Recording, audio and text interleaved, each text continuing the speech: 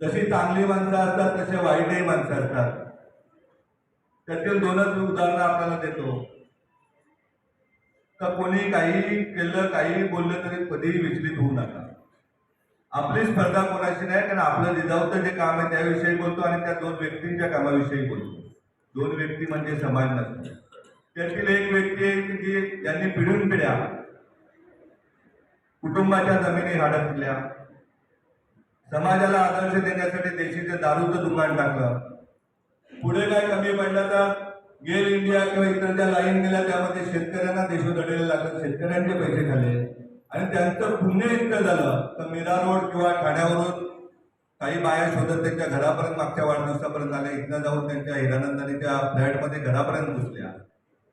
दुसरा एक व्यक्ती तर ज्या व्यक्तीसाठी किमान पत्रकार महोदय बातमी छापू शकता, 100 वेळा त्या व्यक्तीला असे उपकार केले का पहिल्या घरालाही लादी देण्याचं काम जिजाऊने केलं, म्हणजे निलेश सामंतांनी केलं. ज्यांना कधी चांगलंच दिसलं नाही त्या चांगल्या न दिसणाऱ्या व्यक्तींबद्दल आपण कधी भयभीत होऊ नका आणि त्यांच्यापासून सगळं त्यांना त्यांचे डोळेच कावीळ झालेले आहेत. ज्यांनी काम करायला पाहिजे त्यांच्याबद्दल नाही, आणि जो चांगलं काम करतो ते खेळणारा समाजामध्ये जेव्हा जेव्हा आमच्या समाज म्हणजे माझ्या जातीमधल्या कुणबी समाजामध्ये जो जो पुढे होतोय त्याला कसं पाय खेळता येईल हे गेले 15-20 वर्षाची परंपरा आहे. तर अशा आपल्याला आपलं लक्ष आहे दिल्ली, त्याच्यामुळे अशा गल्लीतील दोन कुत्र्यांकडे लक्ष द्यायचं सोडून तुम्हाला अगदी जबाबदारीने सांगतो, त्या दोघांपैकी कुठलाही माणूस माझ्या समोर नजरेला तर देऊ शकतो का त्यांना विचारा त्यांनी वडिलांना स्मरण करावं आणि माझ्या समोर तरी येऊन असं माझ्याकडे बघू तरी शकतात का. त्यामुळे अशा व्यक्तींकडे लक्ष द्यायचं नाही. आपली जिजाऊ अशी आहे की ज्याला आई वडील नसलेला मुलगा त्याची कधी दात आपण विचारली नाही. आता मला काल परवा समजलं का तो दलित समाजाचा मुलगा त्याला UPSC करणारी जिजाऊ, त्याला वडील नसले आई वडील नसलेले कचऱ्याच्या ढिगावरची मुलगी ठाण्याच्या, तुम्ही जाताना बघा जरा मुलुंडच्या, त्या मुलुंडच्या ढिगाच्या कचऱ्यावरच्या मुलीला उचलून तिला हॉटेल मॅनेजमेंटचं शिक्षण देऊन आज रत्नागिरीच्या एका 5 स्टार हॉटेलमध्ये नोकरी देणारी आपली जिजाऊ अशी आहे. तर वाड्यातील एक खुपरी गावची आदिवासी आमची भगिनी तिला गरोदरपणामध्ये तिला प्रॉब्लेम सुरू झाला. इथे वाड्यामध्ये ट्रीटमेंट होऊ शकत नाही. ठाण्यामध्ये एका डॉक्टरच्या इलाज केल्याशिवाय लेडीज मोठ्या डॉक्टर हॉस्पिटलला गेल्याशिवाय तिची डिलिव्हरी होणार नव्हती. त्या तुम्ही कल्पना करू शकणार नाही. त्या ताईला 4 वेळेस हेमांगी पाटीलने इथनं वाड्यावरनं ठाण्याला तर आणले. डिलिव्हरीच्या अगोदर 15 दिवस ती आमच्या घरामध्ये राहून तिची डिलिव्हरी करण्यासाठी माझ्या भाषा मुलगा मुलगी या लोकांनी तिला हॉस्पिटल नेऊन अगदी रक्तापासून मदत करून तिला सुखरूप घरी आणून सोडणारी आपली जिजाऊ. एवढ्यावर नाही शकत. इथे परप्रांतीय बांधवी असते. अगदी अभिमानाने सांगतोय. माझा मुलगाना भाषा तिथे बसलाय, त्यांना विचारू शकता कार्यक्रम संपल्यानंतर पत्रकारामध्ये. बिहारचा एक मुलगा, त्याची आजही मला जात माहित नाही, त्याचं आडनाव माहित नाही, मला काहीही माहिती नाही. माझ्या मुलांच्या बरोबर कॉलेजला होता, सिम्बायसिस कॉलेजला. देशामध्ये मिलिटरीच्या कर्नलच्या एक्झाम मध्ये तो 3रा आला होता 15 लाख विद्यार्थ्यांमध्ये. पण योगायोगाने नशीब कुठेतरी त्रास देतात. अशा व्यक्तीने लहानपणी खेळत असताना त्याच्या डोळ्याला मार लागला होता आणि मिलिटरीच्या मेडिकलच्या चेकिंग मध्ये त्याला रिजेक्ट केलं. आपल्या वाड्यातील चिन्मय पाटील साहेबांनी त्यावेळेस खूप मदत केली, खूप प्रयत्नही केले, पण तो सैन्य दलामध्ये कुठलीही शिफारस चालत नाही. त्यामुळे त्यांना ते तिथे रिजेक्ट केलं. तो एकदम हवालदिल झाला होता मुलगा. प्रज्वलच्या बरोबर आला घरी, धीरजच्या बरोबर आला. आज तो विद्यार्थी UPSCचं शिक्षण घेतोय आणि तोही आपल्या घरामध्ये ठेवलेला आहे. म्हणजे आपल्याला जात पात धर्म याच्या पलीकडे काम करणारे बघा. इथे गेलं तर एका बाजूला देशी दारू विकणारे आणि एका बाजूला क्लिनपार्क सारखं हॉटेल, तर तिथे लॉजिंग बोर्डिंग होतं, तिथे दारू विकली जायची. ते बंद करून आपल्या जिजाऊने तिथे लायब्ररी सुरू केली. त्यातनं 68 विद्यार्थी एका वर्षामध्ये सरकारी नोकरीमध्ये लागले आपल्या वाड्यात. तिथे लॉजिंग बंद करून तिथे आपण ITI चालू केला. तर तिथे गरिबांची मुलं 10वी 12वी शिकलेली मुलं, कोणी इलेक्ट्रिकचं शिक्षण घेतोय, कोणी नर्सिंगचं शिक्षण घेतोय, कोणी वेल्डरचं शिक्षण घेतोय. आमच्या भगिनी तिथे शिवण क्लास करतात, शिकताय, कोणी मेहंदी क्लासेस करतात. हे आपलं काम. आता उदाहरण बघायला गेलं तर जे लोकप्रतिनिधी काम करायला पाहिजे, तुम्ही ऐकलं असेल 1-1.5 महिन्यापूर्वी एक आम्ही मुलाखत दिली होती. त्या मुलाखतीमध्ये विनंती केली होती राज्याच्या सार्वजनिक बांधकाम मंत्री महोदयांना, आणि मंत्री महोदयांनी विनंती ऐकून आपल्या जिजाऊची वाडा भिवंडी रस्ता काँक्रिटीकरण मंजूर केला. आणि तेवढं मी सांगितलं होतं 18 त्यामुळे रामबाण इलाज वाडा भिवंडीत जाऊ. मी अगदी सांगतोय ना, तेव्हाही महेंद्र ठाकरे मी सांगतोय का वाडा भिवंडी रस्त्याच्या निविदा स्थळापासून काल परवाच्या खड्डे भरण्याच्या टेंडरपर्यंत सगळ्या प्रकाराची सीबीआय इन्क्वायरी झाली पाहिजे आणि सीबीआय इन्क्वायरी मध्ये ज्या ज्या राजकारण्यांच्या घरी पैसे गेले असतील, भ्रष्टाचाराचे त्याच्या ठेक्यातून गेले असतील, ज्या ज्या ठेकेदारांनी काम न करता पैसे खाले असतील, त्या सगळ्यांना जेल गेली पाहिजे. माझी मागणी संध्याकाळचा टाइम आहे. हे जेव्हा होईल तेव्हा मी सांगेन राम राज्य. प्रभू रामाच्या काल मंदिराची स्थापना झाली, परंतु आपली जिजाऊ गेले 15 वर्ष झाले छत्रपती शिवाजी महाराज, डॉक्टर बाबासाहेब आंबेडकर आणि श्रीरामाच्या धर्तीवरती प्रभू रामाचं राज्य येण्यासाठी प्रयत्नशील आहे आणि काम करते. कुठलाही स्वार्थ मनाशी न ठेवता तुम्ही आम्ही एक माणूस आहोत त्या दृष्टीने 15 रुग्णवाहिका, कोकणभर 45 अभ्यासिका, 30 पोलीस अकॅडमी, 30 गट क आणि डच्या एक्झामची तयारी आणि जवळजवळ आपल्याकडे स्वतःचं 130 खाटाचं रुग्णालय, स्पर्धा परीक्षाचे एमपीएससी यूपीएससीचे क्लासेस घडपोल येते त्याप्रमाणे ठाणा इथे आपण सुरू केलेले. ग्रामीण भाग असो, शहर भाग असो, अगदी तलासरीपासून गुजरातच्या बॉर्डर पासून गोव्याच्या बॉर्डर पर्यंत प्रत्येक ठिकाणी आपल्याला आपला माणूस घडवायचे, आपला विद्यार्थी घडवायचे, आपली भगिनी वाचवायचे. ते काम आपली जिजाऊ करते. शासनाचं काम शासन करेल, आपण ना करेल. जेव्हा तुम्ही आम्ही प्रशासनामध्ये आपल्या गरिबांची मुलं जेव्हा जातील, गरिबांची मुलं जेव्हा उद्योगधंदा करतील, तेव्हा कुठेतरी जाण ठेवून प्रत्येक जण जिजाऊतील 1-2% प्रमाणे प्रत्येकाने काम केलं, आपल्याला आपला माणूस वाचवण्याचं काम केलं, विद्यार्थी शिकवण्याचं काम केलं, तर मला वाटत नाही आपल्या जिल्ह्यामध्ये म्हणे की आपल्या राज्यामध्ये गरिबी राहिली असेल. आपल्याला प्रत्येक माणूस सुख बघायचे. एकटा निलेश सांगले उद्या हेलिकॉप्टर घेऊन घरपडून आला तर तुम्ही माझ्याकडे आले ते काय तुम्ही हेलिकॉप्टर बघितलं असतं, फक्त सांगितलं आता खूप मोठा माणूस आहे, असा मोठा माणूस होऊन नाही करणार. आपल्याला प्रत्येक व्यक्तीला मोठं करायचे, तुम्हाला आम्हाला त्यासाठी आपल्याला एकत्रित करायचं. मी तर कालच्या येऊन येथील रॅलीमध्ये, विद्यार्थ्यांच्या रॅलीमध्ये पत्रकारांना तेच म्हटलं, राम राज्य येऊ दे प्रत्येकाला वाटतं. आजपासून म्हटलं प्रत्येक राजकारण्याने आणि प्रशासनाने, प्रत्येक माणसाने आपली जबाबदारी ओळखून दिलेले वचन जर पाळले तर नक्कीच येत्या 1-2 वर्षामध्ये या देशामध्ये राम राज्य येईल, गरिबी राहणार नाही, बेकारी राहणार नाही. तर आरोग्य वाचून आमची कुठली काही सुविधा वाचून मरणार नाही. आमचे पालघर सारख्या जिल्ह्यामध्ये दररोज 3 अपत्य मरतात, ते गोष्टी कधीही होणार नाही. परंतु दाखवण्यासाठी राम राज्य आणण्यापेक्षा प्रत्येकाने हृदयामध्ये राम राज्य आणलं पाहिजे असं मला वाटतं. आपल्याला माहित आहे का शासन करेल मुंबईच्या बाजूला असले आपले हे जिल्हे ठाणा पालघर. परिस्थिती काय आपण पाहतोय, माणूस माणसाला जातो. एक भात शेतीवरती मजुरी काम करतात आणि शेतकरी काम करतो, त्याच्याने आपण मोठे नाही होणार. आपली संस्था आता 12 शेतीची व्यवस्था करतो. माझ्याकडे एक लोकप्रतिनिधी आले होते 2019ला निवडून आल्यानंतर. त्यांना मी विनंती इतकीच केली होती की बाबा मला तुझं कधी पत्र काम नाही लागणार, तू ज्या समाजाचं प्रतिनिधित्व करतोय आदिवासी समाजाचं, त्या आदिवासी समाजाचा एकही माणूस या तालुक्यातून त्या तालुक्यात रोजगारासाठी गेला नाही पाहिजे, एवढं तूच बघ. परंतु दिनेश बोलला त्याप्रमाणे आम्ही आमचे संकुचित प्रवृत्ती, मी माझा मुलगा शिकला पाहिजे, माझी बायको सुखात राहिली पाहिजे, एवढंच आपण बघतोय. सख्या भावाची पोरं शिकवायची तयारी नसते. त्यामुळे आपल्याला समाज सुसंस्कृत करायचा आहे, सुशिक्षित करायचं आहे. चिखलकर सावित्रीबाई फुलेंवरती फेकला होता, जिजाऊवरती आरोप केले होते. त्यामुळे कुठेही लक्ष न देता आपण सर्वजण एक राहून एकत्रितपणे काम करूया. सर्वांची इच्छा आहे उद्या 2024ची निवडणूक लढवायची. येत्या 27 तारखेला आपण शहापूर तालुक्यातील वाशीत येथे एक मोठा मेळावा घेतोय लोकसभा क्षेत्राचा, लोकसभा क्षेत्राचा.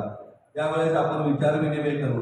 तिथे काय अडचण आली तर त्याच्या 15 दिवसानंतर आपण पालघर लोकसभेचा पण एक मेळावा घेणार आहे. तर लढायचं झालं तर मग उद्या पालघर, भिवंडी, कल्याण, ठाणा, रत्नागिरी 5ही लोकसभा लढू. जर लढायचे झाले, सर्वांची इच्छाच झाली तर त्यासाठी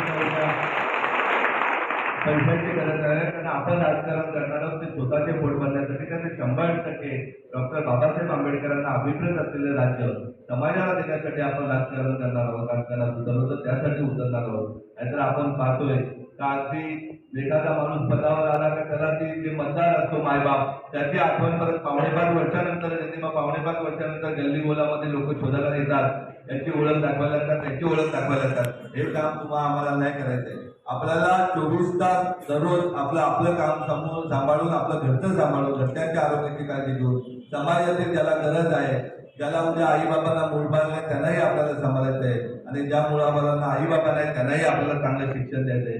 जिथे तुम्हाला अडचणी तिथे एक कुटुंब प्रमुख कोणी तुमच्या बरोबर असेल, तुमचा कुठल्याही नात्यातील कुठलाही गावचा रुग्ण असला तरी तुम्ही संपर्क करा. आपल्याला आपला माणूस वाचवायचा आहे, आपला विद्यार्थी शिकवायचा हे आपल्याला आयुष्यभर आम्हाला करायचंय. आपल्याला पुरुषांबरोबर महिलांच्याही हाताला 2 हात काम द्यायचे. त्यासाठी परप्रांतीय बांधवाप्रमाणे आपण हातगाडी देतो, पिठाची चक्की देतो, पत्रावळ्याची मशीन देतो, शिलाई मशीन देतो, मेहंदी क्लासेस शिकवले जातात, जेवण बनवण्याचे क्लासेस देतो, जेणेकरून साबण बनवण्याचं दिलं जाते, अगरबत्ती बनवण्याचं ट्रेनिंग दिलं जाते, जेणेकरून टीव्ही बघून जास्त वेळ बसण्यापेक्षा किंवा मोबाईल मध्ये जास्त वेळ करून इकडच्या तिकडे उखाण्या त्या लोकांनी काढण्यापेक्षा थोडंसं कामाकडे लक्ष दिलं तर 2 पैसे दादाच्या बरोबर ताईने कमावले तर मला वाटत नाही की निवडणुकी म्हणून नोटांच्या वाट बघत बसेल किंवा गावातला एक पुढारी तो या पक्षाचे पैसे आणेल, दुसरा पुढारी त्या पक्षाचे पैसे आणेल, याची आपल्याला वाट बघायला लागणार नाही. आणि मला नक्कीच खात्री आहे वाडा तालुक्याने ज्या 1-2% सोडले तर 98% तालुक्याने खूप मनापासून प्रेम केलेले आहे. जिजाऊही त्यांच्यासाठी या वाड्यापर्यंत बस चालू केलेले, कुडूसपर्यंत सीबीएसईची बस चालू केलेले, ITI चालू केलेले, लायब्ररी चालू केलेले. त्याचबरोबर वाड्यातून मोठ्या प्रमाणात रुग्णसेवाही जिजाऊ करते, गाव टू गाव मेडिकल कॅम्प घेते. त्याप्रमाणे वाड्या तालुक्यातील नागरिकांचेही मोठ्या प्रमाणात प्रेम जिजाऊवर आहे. अगदी जिल्हा परिषदच्या निवडणुकीला म्हणायचं गेलं तर 6 पैकी 5 जागा जिजाऊने लढवल्या होत्या आणि 4 जागा निवडून आल्या होत्या. आणि दुसऱ्या एका जागेवरती दोघांनाही मतं आम्हाला जास्त होती होता, तो पण मित्र पक्षाचाच उमेदवार होता, त्यामुळे तोही मतं जास्त होती. त्याच्यामुळे समाज आपल्या बरोबर आहे असं गृहीतच धरून चला, परंतु प्रत्येकाने समाजापेक्षा आपण पण मोठे आहोत या कधी समजू नये. आपल्याला अविरतपणे आपल्या समाजाची सेवा करायची. जशी मुंबई सोन्याचे अंडे देणारे कोंबडी आहे त्याप्रमाणे आपला वाडा तालुकाही दररोज सोनं पिकलं पाहिजे अशा प्रकारे आपल्याला एकत्रित राहून काम करायचंय. जिथे अडचण असेल तिथे जिजाऊ एका कुटुंबाप्रमाणे आपल्या बरोबर असेल. आमच्या भगिनी मोठ्या प्रमाणात त्यांनी सांगितलं आम्हाला इंग्लिश स्पीकिंग शिकायचे, तर इंग्लिश स्पीकिंगच्या क्लासेसची व्यवस्था वाड्यामध्ये नक्कीच करता येईल. आपल्याला आपली जागा आहे आणि तुम्हालाही चांगलं इंग्रजी बोलायला शिकवता येईल जेणेकरून तुम्हाला मुलांचा अभ्यास घेता येईल. आपल्याला आपली जिजाऊ इथपर्यंत आहे. पत्रकार साहेब कधीतरी या घरकुलीला सगळ्यांना विनंती करतो. इयत्ता 9वी पासूनच आपण जेई नीटचे क्लासेस सुरू केलेले आहेत, स्पर्धा परीक्षांचे क्लासेस सुरू केले, फाउंडेशन चालू केलेले, सीएचे फाउंडेशन चालू केलेले. आपल्याला आपले न्यायपूर्ती घडवण्याच्या दृष्टीने लॉचे फाउंडेशन आपण इयत्ता 9वी पासूनच सुरू केलेले. आपली स्वप्न मोठी आहे, पण या सगळ्या भगिनींच्या बंधूंच्या आशीर्वादाने, वडीलधारांच्या आशीर्वादाने नक्कीच साकार होतील.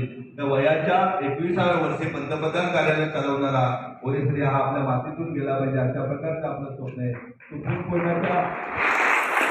सुप्रीम कोर्टाच्या न्यायव्यवस्थेमध्ये या कोकणातील तरुण जाऊन त्यांनी मुख्य न्यायाधीश म्हणून चंद्रचूड साहेबांप्रमाणे न्यायव्यवस्था केली पाहिजे. कारण आपण पाहतोय आपल्याला स्वातंत्र्य मिळालं का नाही हे आजही तात्पर्य होते. कारण कुठलाही प्रकल्प आहे तो आपल्यावर लादला जातो, आपल्यावर दडपशाही लादला जातो.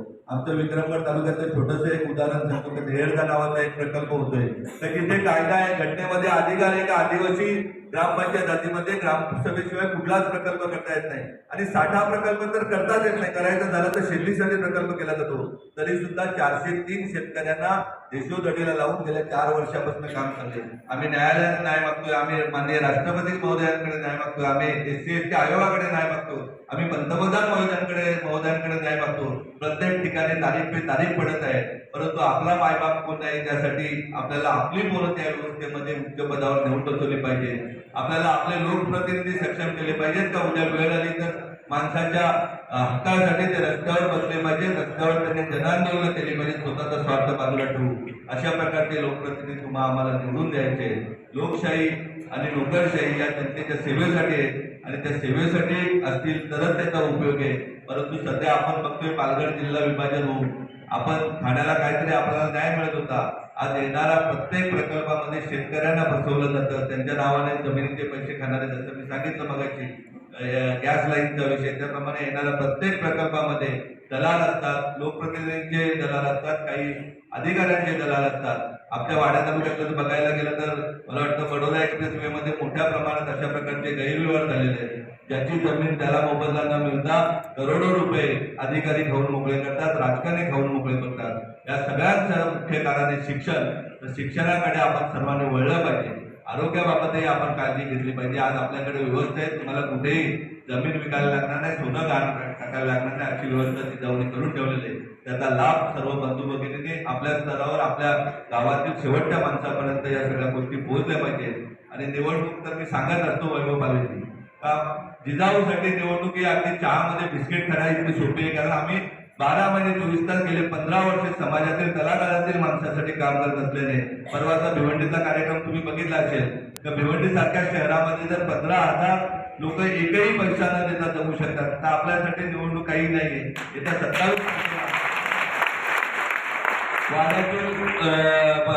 तारखेला वाशिमच्या कार्यक्रमासाठी मी आपल्या पत्रकार महोदयाने निमंत्रण करतो, आपणही या. जिजाऊनी नक्की भिवंडी लोकसभा क्षेत्रात काय काम केले, किती लोकांशी संपर्क केला आणि किती लोक येऊ शकतात. आणि मी गमतीने नाही सांगत, मी खरोखर सांगतो का पालघर ठाणे जिल्ह्यामध्ये जिजाऊ इतका मोठा पक्ष कुठलाही नाहीये. कारण जो कुठल्याही स्वार्थाशिवाय समाजाचं काम प्रामाणिकपणे करतो का हा समाज माझा आहे आणि त्याची सेवा करणारा प्रत्येक कार्यकर्ता आहे. असा कुठला कार्यकर्ता याच्यामध्ये नाही की त्यांनी कोणाला रक्त दिलेलं नाही, कोणाने आरोग्याचा पेशंट वाचवलेला नाही, कोणाचा जीव वाचवलेला नाही. अशा प्रकारची सेवा आम्हाला पत्रकार महोदय तुमच्याबरोबर आम्ही सेवेसाठी तुमच्याबरोबर सज्ज आहोत. ज्याला अडचण आहे त्याच्याबरोबर आपण सर्वजण एकत्रित राहू. एका समाजाच्या नवीन विकासाच्या दृष्टीने आपण सर्वजण प्रयत्न करूया. आपण सर्वजण आलात, सर्व व्यासपीठावर मान्यवर आणि सर्व उपस्थित बंधू भगिनी पत्रकार महोदय, परत एकदा मी सर्वांचे आभार व्यक्त करतोय आणि थांबतो. यानंतर पद वाटप होणार आहे.